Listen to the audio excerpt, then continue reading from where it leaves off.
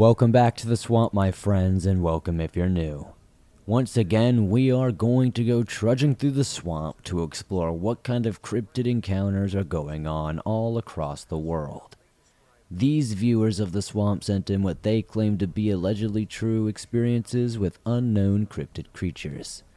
As always, if you have a story that you would like to share in a future episode, be sure to submit your story at swampdweller.net or the email you can find in the description down below. I would love to share your story with everyone here in the swamp. Before we jump into these stories, I want you to know this upcoming week my band will be on tour. We're going to be playing in the South Carolina and North Carolina areas, as well as 3 different dates in Florida. You can find more info and tickets in the description down below. I'd love to meet all of you guys and see ya. Now, let's jump right into these creepy and allegedly true cryptid encounter horror stories that'll freak you out tonight.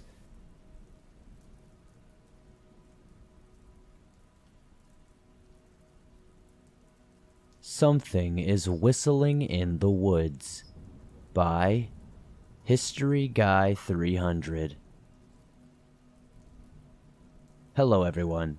I live in a rural Southwest Virginia area in the Appalachia, and I heard odd whistling in the woods a few days ago, just after sundown. It started when I was playing airsoft alone in the woods at about 7 p.m. It was almost pitch black. And as I was walking around, I began to hear something walking in the woods behind my house. I got to a clearing just at the top of the hill and sat down to rest like I always do.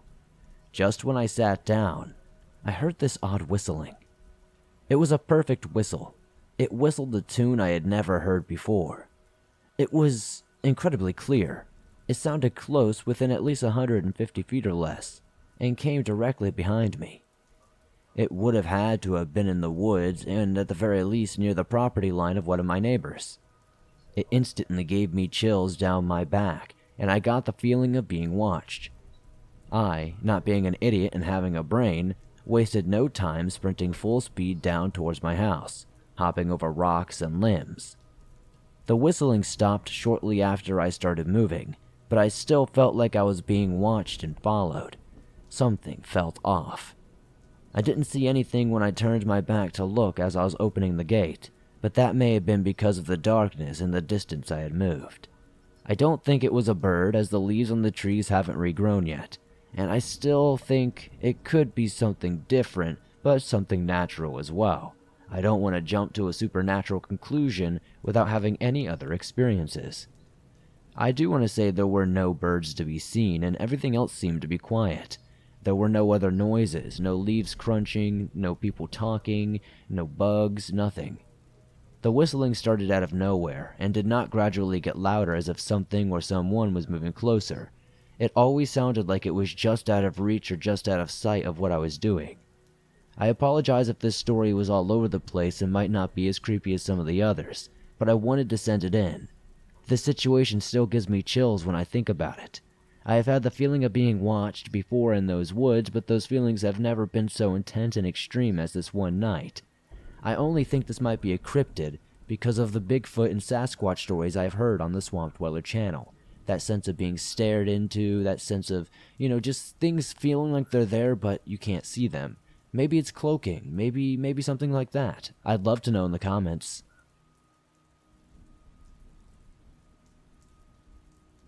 My Skinwalker Encounter by Snizzle.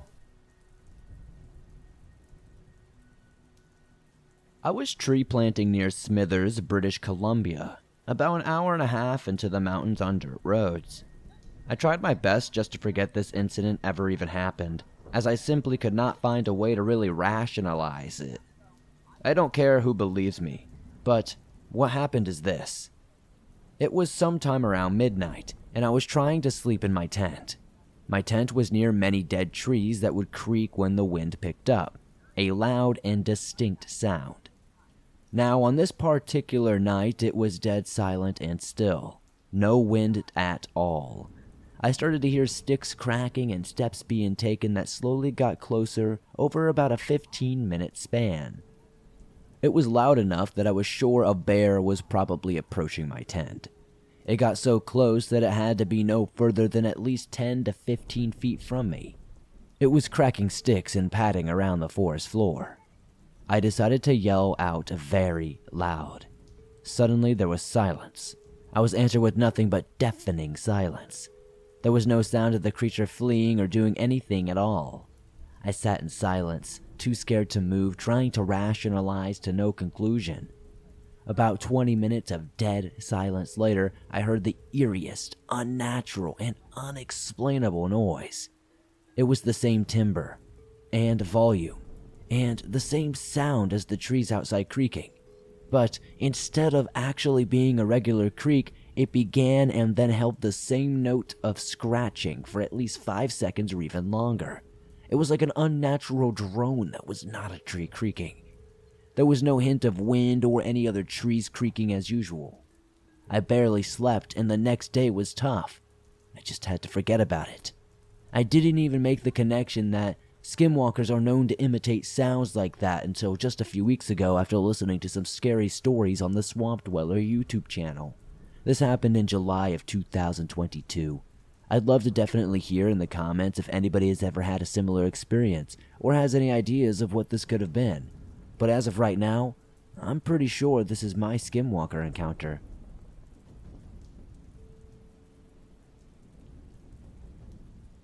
Creepy Experiences in Florida by Anonymous. My family moved from upstate New York to a small town near Bradenton, Florida.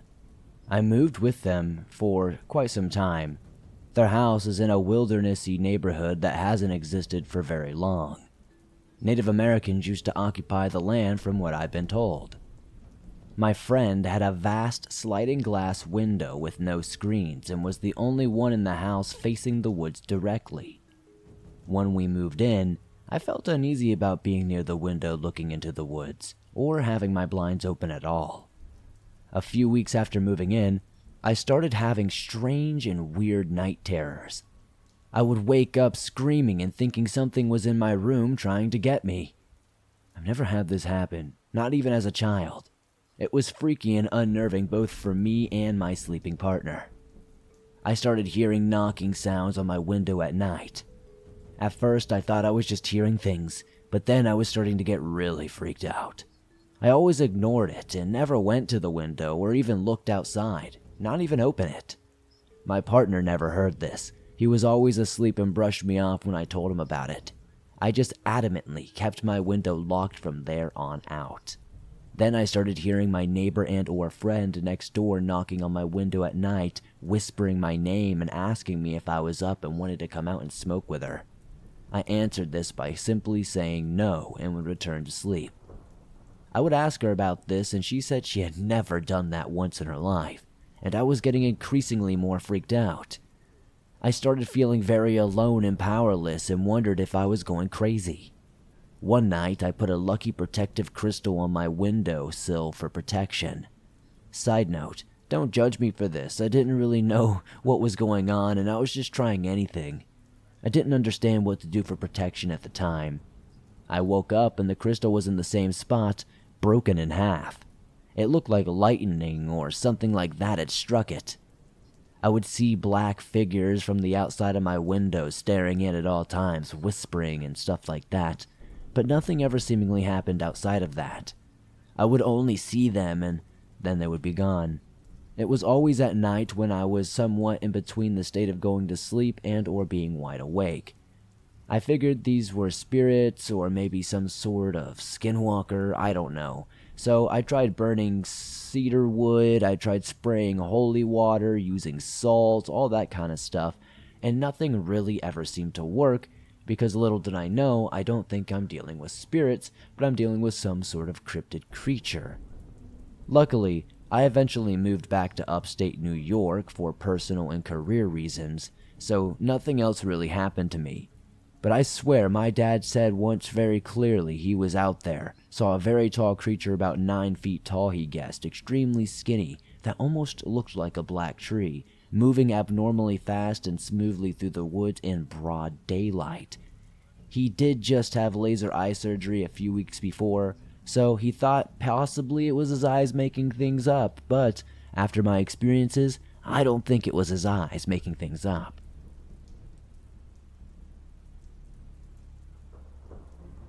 Deer Monster on the Highway by Anonymous. As I drove down this deserted highway in the dead of night, I couldn't help but feel a sense of unease. The darkness seemed to be closing in all around me, and I couldn't shake the feeling that something was following me. Out of nowhere, a flash of movement caught my eye in the distance. At first, I thought it was just a deer crossing the road. But as it got closer, I realized it was something much more sinister. The creature looked like a deer, but it was much larger than any deer I had ever come across before in my lifetime.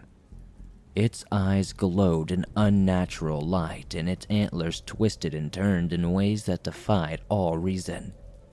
As the creature charged towards my car, I hit the gas pedal and tried to speed away.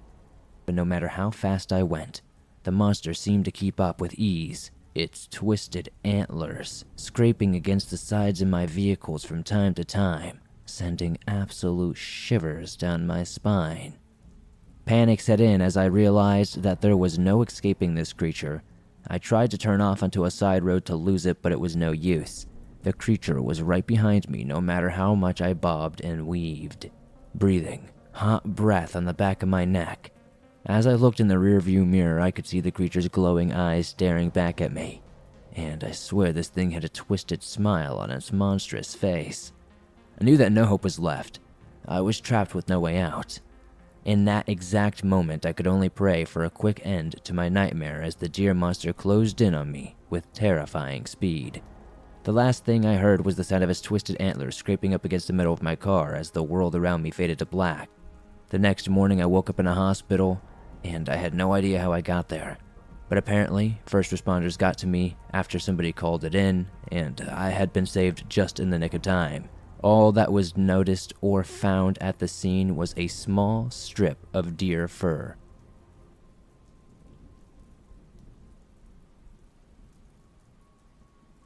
The St. John's River Monster Chased Me by Donnie B. I was absolutely ecstatic to kayak down the St. John's River in Florida. I had heard that it was one of the state's most beautiful and peaceful kayaking destinations. As I pushed off from the shore and paddled out into the river, I couldn't help but feel a sense of peace and tranquility. The sun was shining, the water was calm. I paddled along, enjoying the beautiful scenery and the occasional splash of water from my paddle. But as I went further down the river, things started to feel off. The water began to get choppier, and I could feel something pulling at my kayak from below. At first, I thought it was just the current, but then I felt something brush up against my leg, and it sent shivers down my spine. I looked down in the murky water, trying to see what was beneath me, but I couldn't see anything. The feeling of being watched grew more robust, and I felt like something was circling my kayak. Suddenly, something slammed into the bottom of the kayak, sending me flying into the water. I thrashed around trying to get back into my kayak, but something grabbed me by the leg and pulled me underwater. I tried to struggle to get free, but the thing was holding on to me very strongly. It almost felt like tentacles, cold and slimy, wrapping around my body. I grasped for air, but all I could taste was salt water. I finally managed to break free and swim to the surface. Gasping for air as I did so, I clambered back into my kayak, shaking and terrified. I didn't know what had just attacked me, but I knew I needed to get out of the water immediately. As I returned to the shore, I couldn't shake the feeling that something was still following me. Every time I looked back, I could see ripples in the water like something was just below the surface. When I finally reached the shore, I stumbled out of my kayak and collapsed onto the sand. I was shaking and covered in water. I couldn't believe what had just happened. As I caught my breath, I looked out into the river, trying to see if I could spot the creature that had attacked me, but there was seemingly nothing there. The river was calm and peaceful, like nothing had ever happened.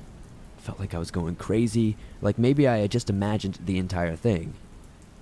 But as I returned to my car, I noticed something strange. The trees around me were all dead, Their leaves were brown and withered. It was like they had been sucked dry of life, and there was a strange smell in the air, like rotting fish and seaweed. I tried to shake off the dread creeping up, but I couldn't. I knew that something was just wrong, that something was lurking in the water. That night I couldn't sleep. Every time I closed my eyes, I could feel something cold and slimy wrapping around my legs, pulling me under the water. I kept thinking about the dead trees and that strange smell, wondering if they were connected to the creature that had attacked me. The next day, I decided to try to get some research in. I searched the internet up and down for information about strange creatures in the St. Johns River, and that's when I found it. There were rumors of an animal that lived in the depth of the river, a beast that had been there for centuries. Some called it the river devil, while others called it the water hag. It was said to be a shapeless being, slimy, with tentacles that it used to drag its prey under the water. I couldn't believe what I was reading. It sounded like something straight out of a horror movie. But the more I read, the more convinced I became that the creature was real. And then I found something out even more disturbing. There had been reports of missing kayakers in the area, and I think I know why. Tennessee Creepiness by Number Economy 8518.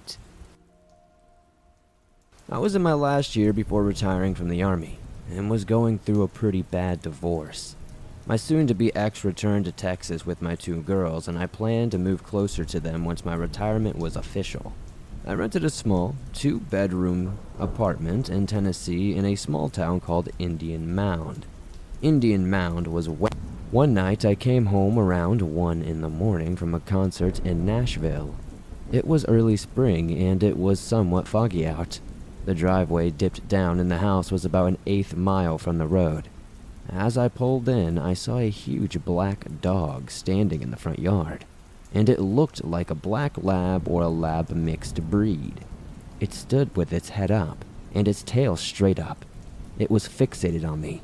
I slowly pulled my car up, unsure of what to do next. When it turned and ran into the swamp, I didn't think much of it and went inside.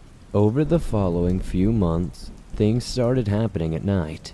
I would always wake up around 3 or so in the morning, thinking I heard voices outside my window.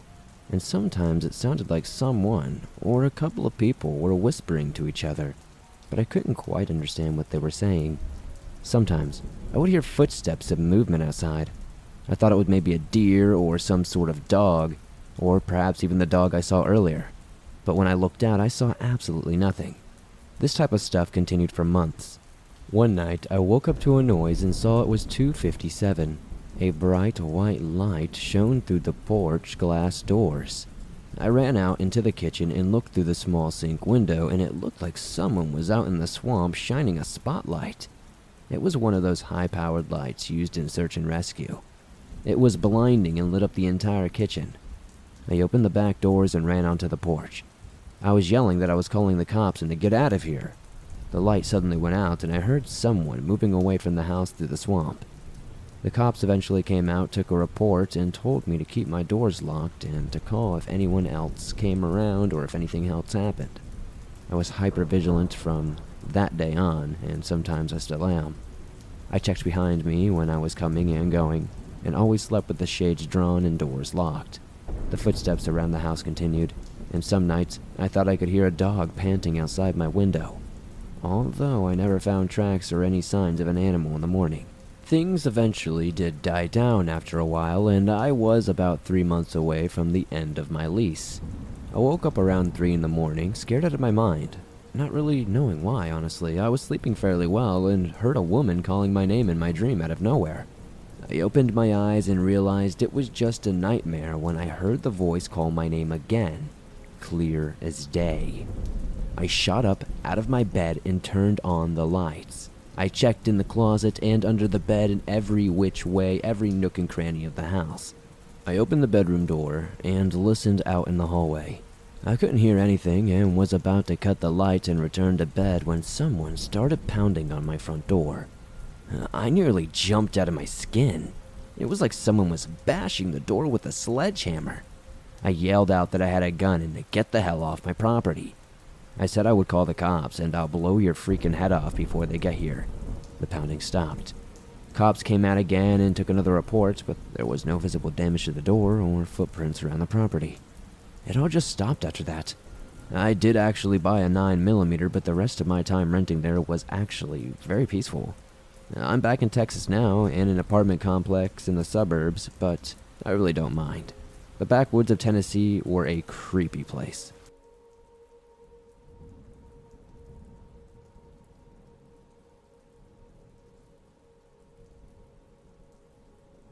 I Think I Met a Skinwalker by Andrew H.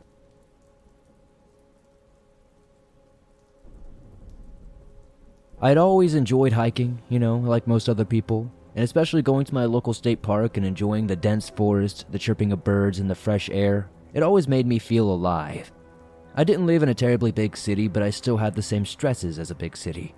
But little did I know, going out to try to enjoy myself one fateful day, I would encounter something that would forever change my life, and the way I viewed the earth. It was a beautiful autumn morning when I decided to head out for a hike. The leaves had turned to a beautiful orange and the sun was shining brightly. I packed my backpack, laced up my hiking boots, and headed out onto the trail. I was alone, but I didn't really mind. The solitude of the forest was comforting for me. Like I said, it was almost like some sort of therapy. After a couple of hours of hiking, I noticed something strange. It was as if the forest had fallen eerily silent. There were no birds chirping anymore, no rustling of leaves, nothing of that sort. Cliché, right? I couldn't help but feel a bit uneasy. But as I brushed it off, thinking that maybe it was just my imagination or me overthinking, I suddenly heard another strange sound. It was like a low growl coming from the bushes. Since it was so quiet, it was very audible and noticeable. My heart was thumping already, but now it began to race as I peered through the branches, trying to see what was making the noise. And that's when I saw it. It was a creature, unlike anything I had ever seen before. It had the body of a coyote, but its eyes were, well, they were like humans, and its fur was jet black. It looked straight at me, and I felt a cold shiver run down my spine.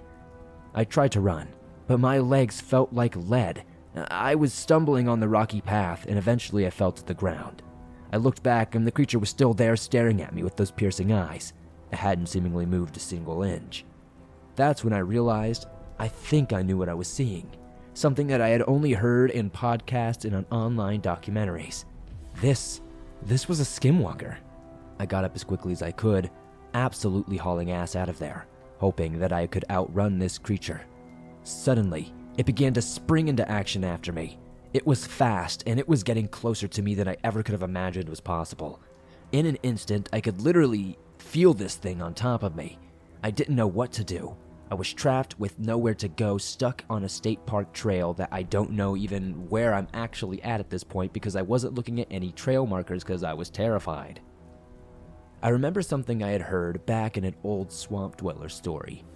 It was something along the lines that skinwalkers couldn't really cross running water. I don't know if it was either some physical thing, if it was some sort of, spiritual thing, but I decided that it couldn't hurt. If I was gonna die, I was gonna die. I looked around, and luckily, I noticed that there was a stream nearby. It was my only hope. I sprinted towards the stream, jumped over it, landing on the other side, and I looked back. Suddenly, it seemed like the skinwalker was gone. I couldn't believe it. I had somehow survived. That's when I noticed that it was no longer chasing me, not because of the stream, but because there was a bunch of other hikers coming up. Now, I don't know if it was just planning on going after them. I never heard of any other stories after this, but I was grateful that I had been able to get out of this encounter without dying. I jumped back over the creek, made my way back to my car, my heart still pounding the entire time, looking behind me every 2 seconds. I never went hiking alone again, and I had learned my lesson the hard way. The forest may be beautiful, but it can also be a very dangerous place, and you never know what might be lurking in the shadows. So swamp folk, be careful. Don't be like me, and don't get chased by something because you just thought you were safe because, it's quiet and peaceful. There are other dangers out there like bears, mountain lions, and all kinds of other monsters. So just keep your head on a swivel.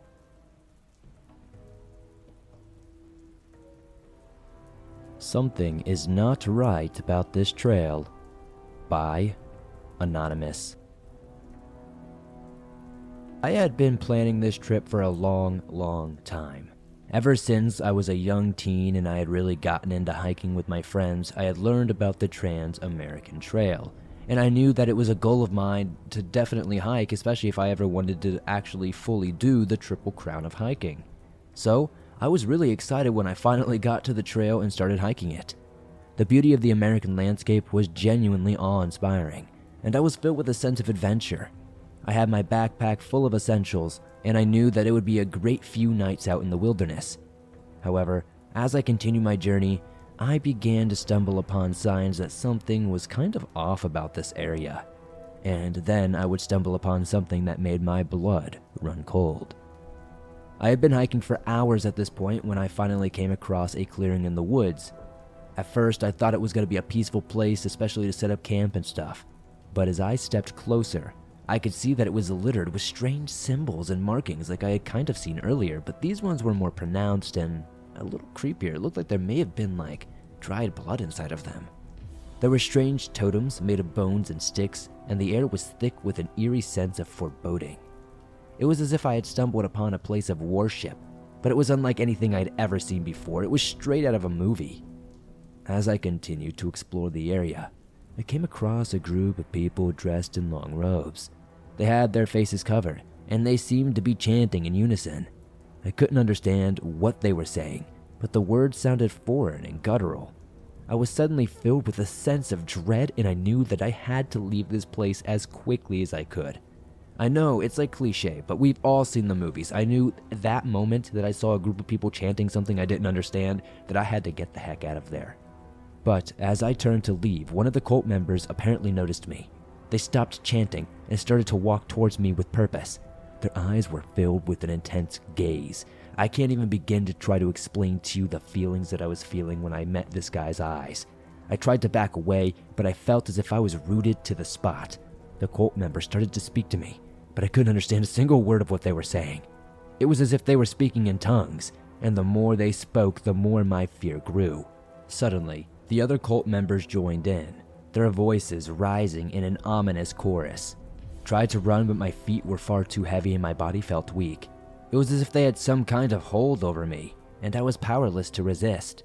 As they closed in on me, I could see their eyes were filled with a strange hypnotic light. I knew that I was in danger, and I could feel my heart pounding in my chest. But just as suddenly as they all appeared, a flash of white light appeared in front of me, and then everybody was gone. They had all just vanished, leaving me alone in the clearing, with no sounds but my own frantic breathing and crying. I ran as fast as I could, not daring to look back a single time. I didn't stop until I had reached the safety of my car, which was quite a few miles away at this point. But I knew that there was nothing that was going to keep me out on that trail overnight. I know what I'd experienced was entirely real, and I knew that I had come face to face with something truly evil or not of this world. The cult's hold on me had been broken, but I knew that I would never forget the fear and horror that I experienced on the Trans-American Trail. Some people think that this may have been some sort of alien encounter, maybe some sort of residual paranormal, experience, or maybe I did just see something that we can't explain, maybe some sort of interdimensional, kind of strange experience. It's really hard to put words to this, but if anybody in the comments has any idea as to what I experienced, please let me know.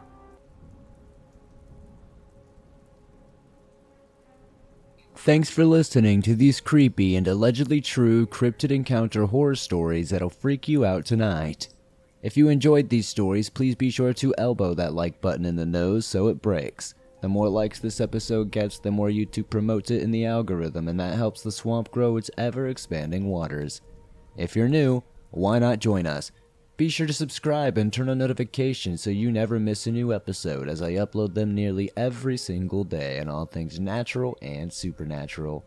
If you have a story that you would like to share in a future episode, be sure to submit it at swampdweller.net or the email you can find in the description down below.